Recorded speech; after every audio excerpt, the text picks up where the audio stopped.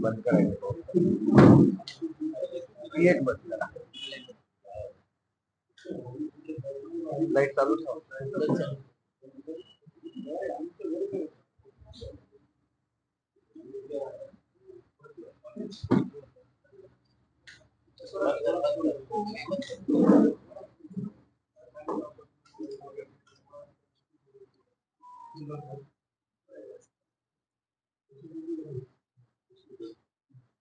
नमस्कार। सर्वप्रथम आपल्या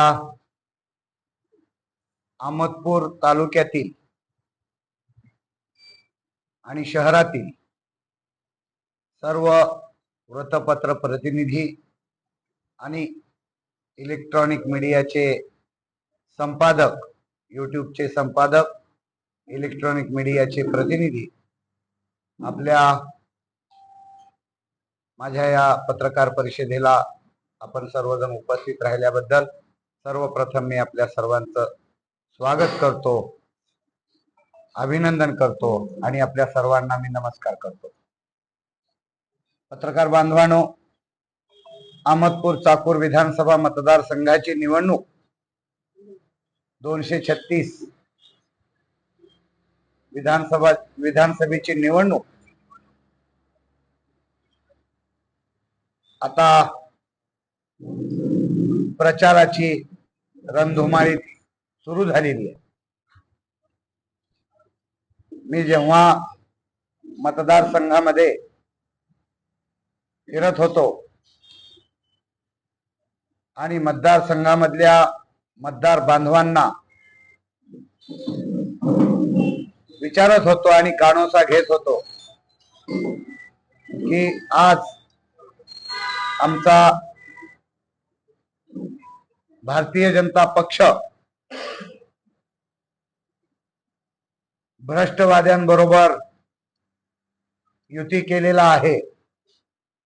अशा परिस्थितीमध्ये 35 वर्ष भारतीय जनता पार्टीचं काम करणाऱ्या कार्यकर्त्यांची मानसिकता लक्षात घेता मी बालाजी पाटील चाकूरकरांना काय भूमिका घ्यावी, काय स्टँड घ्यावा, हे मी मतदारसंघातल्या 224 गावामध्ये फिरत होतो। प्रत्येक गावातल्या मतदार बांधवांना मला सांगितलेलं आहे की बालाजी पाटील चाकूरकर, जर तुमचा पक्ष विचार करत नसेल आणि पक्ष जर भ्रष्टवाद्याबरोबर युती करून पक्ष जर तुम्हाला वाऱ्यावर सोडत असेल तर ही जनता तुम्हाला वाऱ्यावर सोडणार नाही। मग मला जर पक्ष उमेदवारी देणार नसेल तर मी काय करू, या प्रश्नावर मतदारसंघातल्या 224 गावातील साधारणपणे 200 गावामधून प्रत्येक मतदार बांधवानं तुम्ही अपक्ष निवडणूक लढवा अशा प्रकारचा मला संदेश दिलेला होता। आणि हा संदेश देताना ते मला सांगायचे, हा संदेश देताना मला त्यांनी ते सांगायचे की आपण अपक्ष थांबा पण माघार घेऊ नका। प्रत्येक जण मला निक्षून सांगायचा। अशा परिस्थितीमध्ये मी मतदारसंघातल्या जनतेचा कानोसा घेऊन, मतदारसंघातल्या जनतेची मानसिकता लक्षात घेऊन मी अपक्ष निवडणूक लढवण्याचा निर्धार केला। माझ्या विरोधकांनी अपप्रचार केला, बालाजी पाटील चाकूरकर हे अपक्ष निवडणूक लढवतो म्हणून काहीतरी लोकांकडून काहीतरी पैसा काढण्यासाठी दबाव गट किंवा प्रेशराईज करू लागलेले आहेत आणि ते निवडणूक लढवूच शकत नाहीत। त्यामध्ये माझ्या पक्षातले बरेच लोक अग्रेसर होते, पण जनतेमध्ये संभ्रम निर्माण करण्याचं जे ते काम करत होते, मग आम्ही 24 तारखेला 5 ते 7 हजार लोकांच्या उपस्थितीमध्ये कुठलाही मजूर न आणता स्व इच्छेनं आलेल्या 5 ते 7 हजार लोकांच्या उपस्थितीमध्ये मी प्रथम वाजत गाजत मिरवणूक काढून उमेदवारी अर्ज दाखल केला. उमेदवारी अर्ज दाखल केल्यानंतर पुन्हा हे विरोधक बोलायला लागले, यांचा फॉर्मच राहणार नाही, हे फॉर्म काहीतरी पैसे घेतील आणि उमेदवारी अर्ज परत घेतील. तोही लोकांचा भ्रम गैरसमज दूर करण्याचा प्रयत्न करत असताना मध्यंतरी काही घटना घडल्या आणि आमचे आदरणीय नेते बबरूवानजी खंदाडे साहेब यांनी उमेदवारी मागे घेण्याचे सुतोवाच पत्रकार परिषदेच्या माध्यमातून केले. मग तर मतदारसंघातल्या जनतेने श्वास रोखून ठेवला आणि मला फोन सुरू झाले. आता खंदाडे साहेबांनी फॉर्म काढलाय तर बालाजी पाटील चाकूरकरही फॉर्म काढतील की काय? कारण लोकांना या आजी आणि माजी आमदारांना निवडून द्यायचं नाही. मुंबई पुण्यामध्ये राहून राजकारण करणाऱ्यांना या मतदारसंघाचं नेतृत्व लोकांना द्यायचं नाही. जनतेमध्ये राहून काम करणारे खंदाडे साहेबाबद्दल लोकांचं मत चांगलं होतं आणि जनतेमध्ये राहून मी काम करत होतो त्याबद्दल सुद्धा मतदारांचं मत माझ्याबद्दलही चांगलं होतं. आणि लोकांमध्ये मिसळलेला लोकांचं काम करणारा नेता म्हणून खंदाडे साहेबांची प्रतिमा होती. ती प्रतिमा खंदाडे साहेबांची असताना त्यांनी अचानक उमेदवारी परत घेण्याचे सुतोवाच केले. त्याच्या पाठीमागे काय घटना घडल्या त्या मला माहिती नाही. चर्चांना ऊत, अपप्रचारांना ऊत भरपूर मोठ्या प्रमाणात आहे, त्यामध्ये मी पडू इच्छित नाही. पण लोकांना लोकांचे प्रश्न रस्त्यावर बसून ऐकणारा उमेदवार या मतदारसंघाचा आमदार करावा ही भूमिका मतदारांची असल्यामुळं मला लोकांचे मतदारांचे फोन येऊ लागले, पाटील साहेब तुम्ही फॉर्म मागे घेऊ नका, तुम्ही फॉर्म मागे घेऊ नका, तुम्ही 1 रुपया देऊ नका, आम्हाला तुमची यंत्रणा देऊ नका, पण आम्हाला तुम्ही या मतदारसंघामध्ये तुम्ही निवडणूक लढवा, आम्ही तुम्हाला चटणी भाकरी बांधून आम्ही तुमच्या सोबत प्रचार करतो, पण तुम्ही माघार घेऊ नका. 1-2 तर फोन असे आले मला, तुम्ही जर उमेदवारी मागे घेतली तर मी आत्महत्या करीन, अशा प्रकारचे फोन आले. त्यांचे नाव पण मी सांगू शकतो. पण या सर्व मतदार बांधवांचं प्रेम लक्षात घेता म्हणजे लोकांना वाटत होतं की बालाजी पाटील चाकूरकर ही निवडणूक लढली पाहिजे आणि बालाजी पाटील या मतदारसंघाचं नेतृत्व केलं पाहिजे. आणि मी त्या लोकांना आश्वस्त करत होतो, त्यांना मी दिलासा देत होतो. तरी अफवाचे पेव फुटतच होते. शेवटी या सर्व अफवांना विराम बसला. उमेदवारी अर्ज काढण्याच्या शेवटच्या 4 तारखेच्या 3 वाजेपर्यंत लोकांनी श्वास रोखून धरला होता आणि 4 तारखेला 3 वाजता जे 20 उमेदवार राहिले त्या उमेदवारीमध्ये बालाजी पाटील चाकूरकरांचा उमेदवारी अर्ज आहे म्हणल्यानंतर लोकांनी गावागावामध्ये फटाके वाजवून माझ्या उमेदवारीचं स्वागत केलंय. हे मी अतिशयोक्ती बोलत नाही. 4 तारखेला उमेदवारी अर्ज कायम राहिल्यानंतर चिन्ह वाटप झालं. चिन्ह वाटप होत असताना मला प्रेशर कुकर हे चिन्ह भेटलं. प्रेशर कुकर का मिळावं मला मी काही विचार पण केला नव्हता. आम्ही लिहून दिलेल्या निशाण्या वेगळ्या होत्या, पण नेतीला हे मान्य असावं की हे प्रेशर कुकर चिन्ह असं आहे. पूर्वी स्वयंपाक करायला आपणाला 1-2 तास लागायचा आणि 1-2 तासामध्ये लवकर स्वयंपाक न झाल्यामुळे भुकेनं व्याकुळ झालेली घरातील पुरुष मंडळी भुकेलेली असायची. टेक्निकल इंजिनिअरनी मध्यम पर्याय काढला आणि 10 मिनिटामध्ये डाळ शिजणारी, राईस शिजणारा किंवा मांसाहार करणाऱ्याचा पदार्थ शिजणारं हे कुकर काढलं. म्हणजे 2 तासाचं काम 10 मिनिटात करणारं कुकर मला दिलंय. आणि हे कुकर देण्याच्या पाठीमागे नीतीचा उद्देश हा असेल की हे कुकर मिळण्याच्या पाठीमागे बालाजी पाटलांनी 5 वर्षाची ही आमदारकी जी आहे, 5 वर्षाचा कार्यकाळ आहे, त्या 5 वर्षाच्या कार्यकाळामध्ये 50 वर्षामध्ये जे काम आजपर्यंतच्या लोकप्रतिनिधी करू शकलेले नाहीत, ते काम करण्यासाठी या 5 वर्षामध्ये, कमी कालावधीमध्ये 50 वर्षाचं काम बालाजी पाटलानं करावं, यासाठी कुकरनिशाणी याचा आदर्श डोळ्यासमोर ठेवून कमी वेळेत जसा स्वयंपाक होतो तसा कमी वेळेत या मतदारसंघातल्या जनतेला विकासाच्या माध्यमातून सर्वांगीण विकासाची दारं खुली करावी, हा उद्देश ठेवून हे मला कुकर चिन्ह मिळाले.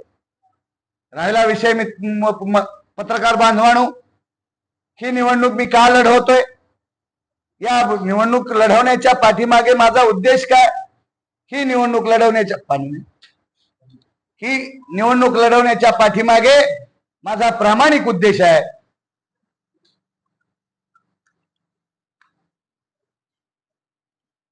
आपण पाहतच आहात, 77 वर्ष झाले आपल्याला स्वातंत्र्य मिळून. आमचा चाकूर तालुका होऊन 32 वर्ष झालं. राज्याला संवैधानिक दर्जा आणि प्रजासत्ताक राज्याची निर्मिती होऊन 62 वर्ष झाली.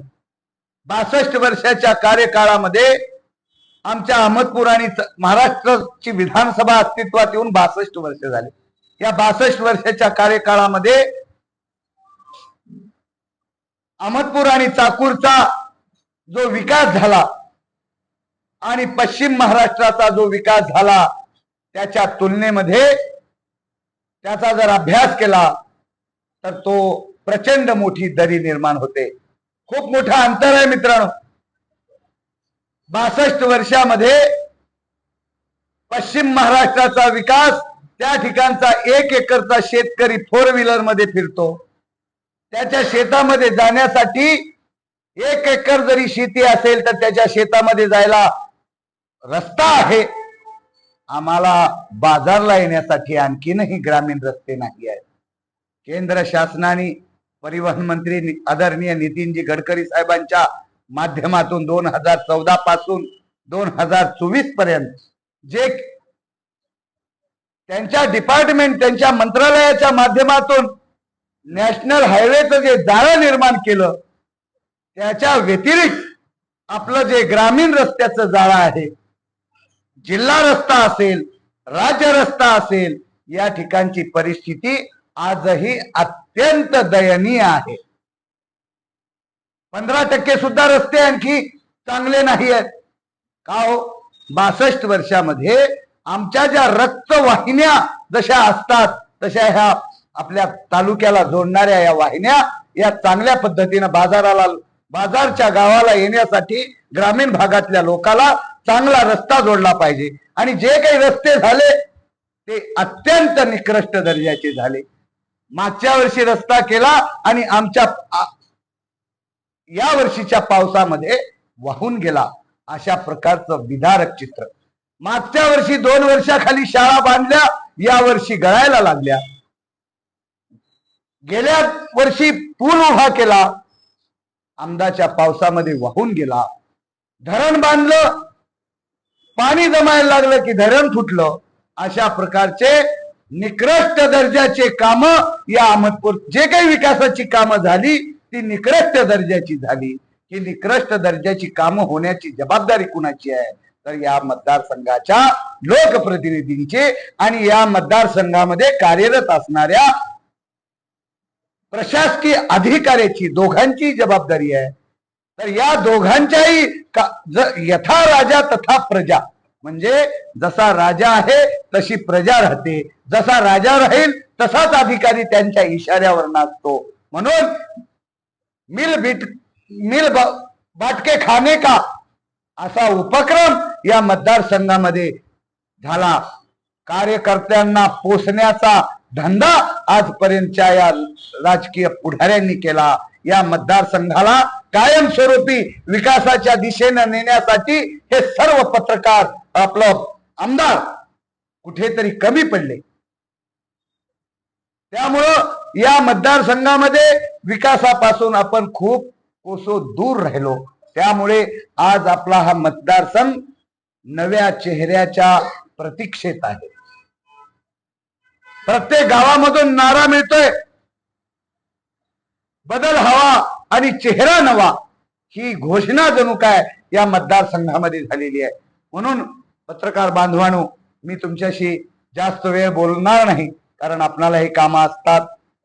आणि त्यामुळं मी आपल्याशी थोडक्यामध्ये संवाद साधत असताना मी एवढंच सांगेन, या मतदारसंघामध्ये माझ्या सिंचनाचा प्रश्न सांगा, विचारा तुम्ही विद्यमान आमदारांना, माजी आमदारांना. 10 वर्ष सत्ता भोगलेले दोन आजी माजी आमदार या विधानसभेच्या निवडणुकीमध्ये विधानसभेला सामोरं जात आहेत. तुमच्या दोघांच्या 20 वर्षाच्या कार्यकाळामध्ये सिंचनाचं क्षेत्र किती आहे? आणि तुम्ही पण पत्रकार बांधवांनो, तुम्ही पण चेक करा, सर्व रेकॉर्ड घ्या.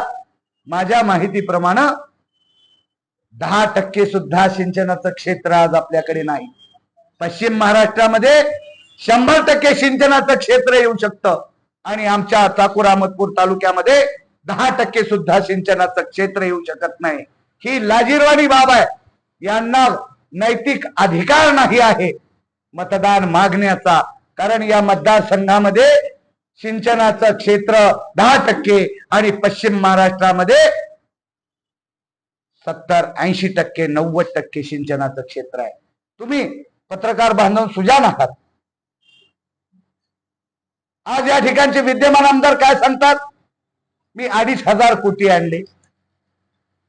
आपण 2,500 कोटी आणले आणि 2,500 कोटीचं काय केलं हा विषय जरा थोडासा बाजूला ठेवूया. वादाचा विषय, टीकेचा विषय थोडासा आपण बाजूला ठेवूया.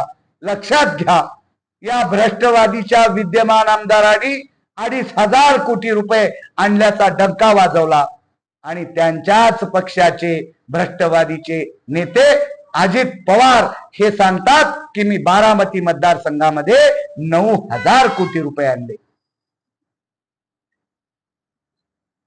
भ्रष्टवादीचा एक आमदार 2,500 कोटी आणतो आणि त्यांचा पश्चिम महाराष्ट्रातला नेता 9,000 कोटी रुपये आणतो. म्हणजे इथेच पहा, 2 वर्षामध्ये 6,500 कोटीचा फरक आपणाला जाणवतो.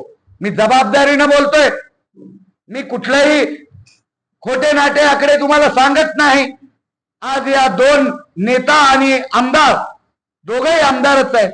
महसूल, आपल्या महसुलातून हा निधी खर्च केला जातो. मग तो निधी प्रत्येक मतदारसंघामध्ये सार्वभौम राष्ट्र आहे आपलं. घटनेमध्ये डॉक्टर बाबासाहेब आंबेडकरांनी नमूद केले, प्रत्येक प्रजेला एक डोक्याला मतदान. तुमच्या डोक्यामध्ये किती विद्वत्ता आहे, तुम्ही किती हुशार आहात, किती तुम्ही अज्ञानी आहात, हा फरक न करता प्रत्येक व्यक्तीला मतदानाचा अधिकार देण्याचा निर्णय घटनेचे शिल्पकार डॉक्टर बाबासाहेब आंबेडकरांनी घेतला. आणि आज या परिस्थितीमध्ये हे राज्यकर्ते विषमता निर्माण करण्याचं काम करतात. महसुलाचा, तुम्ही आज मुख्यमंत्री आहात, तुम्ही उपमुख्यमंत्री आहात. तुम्ही मुख्यमंत्री असाल तर तुम्ही राज्याचे मुख्यमंत्री आहात, उपमुख्यमंत्री असाल तर तुम्ही राज्याचे उपमुख्यमंत्री आहात, अर्थमंत्री असाल तर तुम्ही राज्याचे अर्थमंत्री आहात. तुम्ही अर्थमंत्री आहात म्हणून माझ्या चाकूर अहमदपूर तालुक्याला 2,500 कोटी देता आणि तुम्ही अर्थमंत्री आहात म्हणून तुमच्या बारामतीला 9,000 कोटी देता. हा जो अनुशेष आहे तो 62 वर्षात, 2 वर्षाचा 6,500 कोटी डिफरन्स असेल, अनुशेष असेल तर 62 वर्षाचा अनुशेष किती असेल कल्पना करा बांधवांनो. म्हणून मी या निवडणुकीला जो सामोरा जातोय तो, मी जर विधानसभेमध्ये गेलो तर या मतदारसंघाचं प्रतिनिधित्व करत असताना या 62 वर्षाचा अनुशेष मी भरून काढण्याचा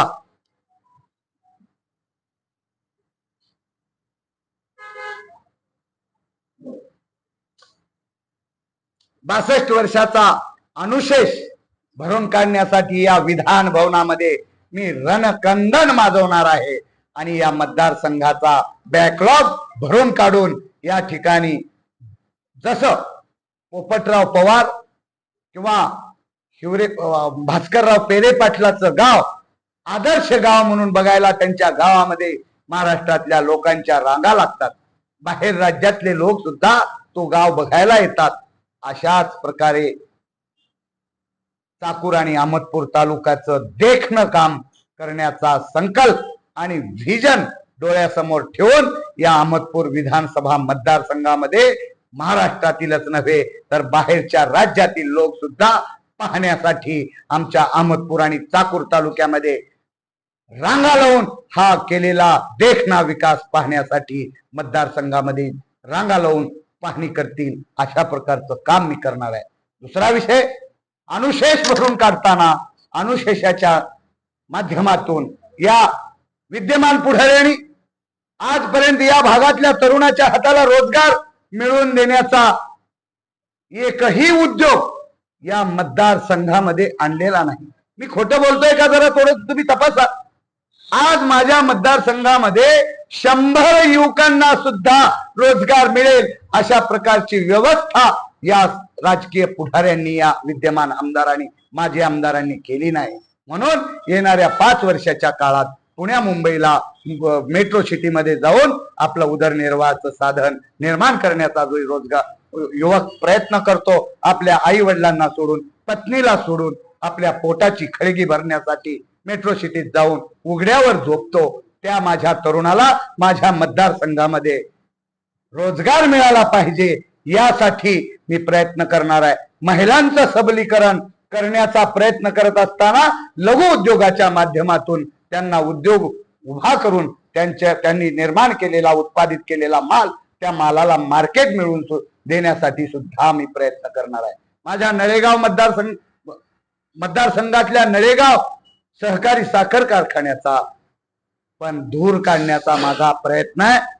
मी निवडून आल्यानंतर 1 वर्षाच्या आत मी नळेगाव जय जवान सहकारी साखर कारखान्यामध्ये धूर काढून माझ्या त्या चाकूर तालुक्यातल्या ऊस उत्पादक शेतकऱ्यांना दिलासा मिळवून देण्याचा प्रयत्न करणार आहे. हे करण्याच्या पाठीमागं या लोकांनी आपली मतं घेतली, या मतदारसंघातल्या जनतेची मतं घेतली आणि मतं घेऊन केलं काय, स्वतःचा कारखाना 400 कोटीचा कारखाना 28 कोटीमध्ये घशात घालून आज या कारखान्यावर या मतदारसंघातल्या ऊस उत्पादक शेतकऱ्याचा ऊस न घेता गेटकेंचा ऊस, बिदरचा ऊस खरेदी केला आणि माझ्या ऊस उत्पादक शेतकऱ्याला वाऱ्यावर सोडलं.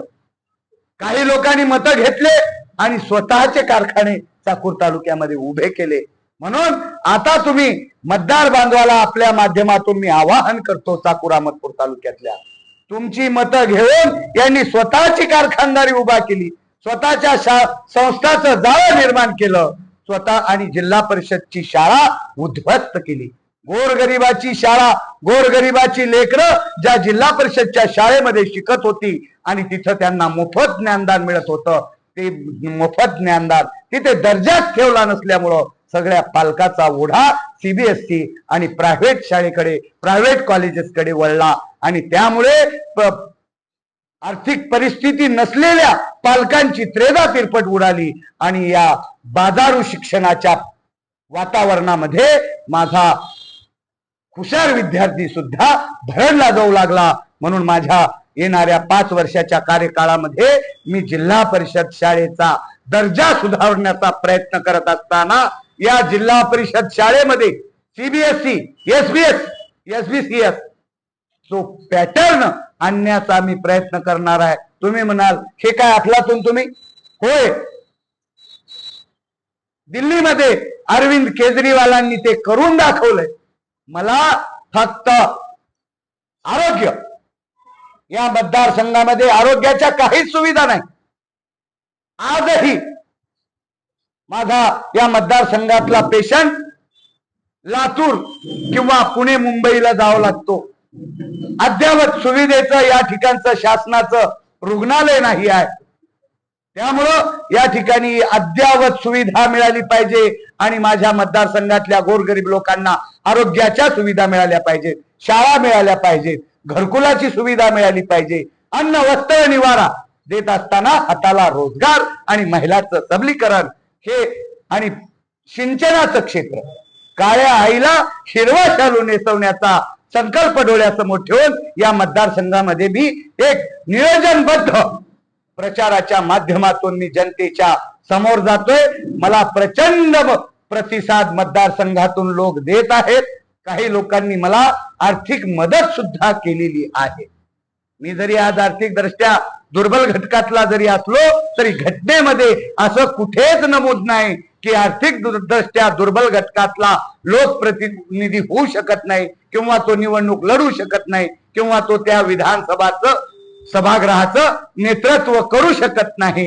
हे कुठेही नमूद न केल्यामुळे मी आपल्या सर्वांच्या पत्रकार बांधवांचा सुद्धा मला पाठिंबा आवश्यक आहे. शेवटी पत्रकार बांधव म्हणजे कोण आहेत? हे पण सर्वसामान्य कुटुंबातून आलेले आहात आपण. तुम्हालाही प्रसूतीच्या वेदना त्या मातेला, ज्या मातेने बाळाला जन्म दिला, ज्या स्त्रीने बाळाला जन्मच दिला नाही त्या स्त्रीला प्रसूतीच्या वेदनेची जाणीव होणार नाही. म्हणून पत्रकार बांधव सुद्धा माझ्या चळवळीतल्या वेदनेची जाणीव तुम्हाला सुद्धा असेल नव्हे आहेच. मी चळवळीमध्ये 40 वर्ष कशा पद्धतीनं काम करत असेल, मला काय वेदना झाल्या असतील, मी आता या ठिकाणी तुम्हाला सांगून तुमचा मी जास्त वेळ घेणार नाही. पण माझ्या वेदना तुम्हाला सगळ्याला माहिती आहेत.